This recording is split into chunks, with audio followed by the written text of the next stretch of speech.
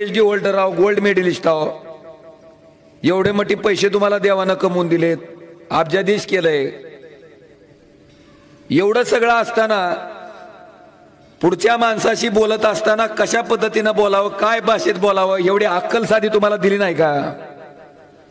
काय भाषेत बोलता तुम्ही कुणाला?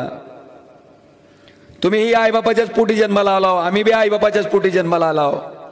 म्हणजे नेमके तुमचे आईबाप तुमच्यावर संस्कार करायला कमी पडले का की तुम्ही दुसऱ्याच्या आईबापाला काही बोलता? ठीक आहे, देवानं तोंड दिलंय, तोंडातून कधीतरी चांगलं बाहेर पडू दे की कसा सारखं उठलं की सुटलं का गटार गंगा, उठलं की गटार गंगा. कधीतरी चांगलं बोलावं. बरं, मी ती बघतो, त्यांचं भाषण बघतो, काय भाषेत बोलते, खालची कॉमेंट वाचतो. मला वाटतं कॉमेंट जर वाटले तर चक्कर येऊन पडल माणूस एखादं.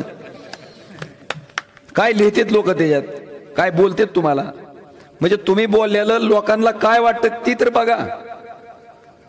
आणि माझी विनंती आहे की तुमचा मान सन्मान म्हणून आम्ही आजपर्यंत शांत होतो, आमच्या आईबापाचे आमच्यावर संस्कार म्हणून आम्ही शांत होतो, नाहीतर तोंड आम्हाला बी दिलंय.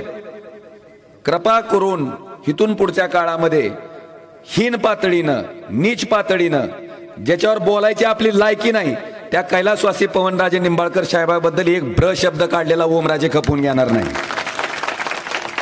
मी तसला 40 वर्ष मंत्री असलेला डॉक्टर राणा एका झटक्यात गार करून आला म्हणून तू किस जाडकी पत्ती आहे.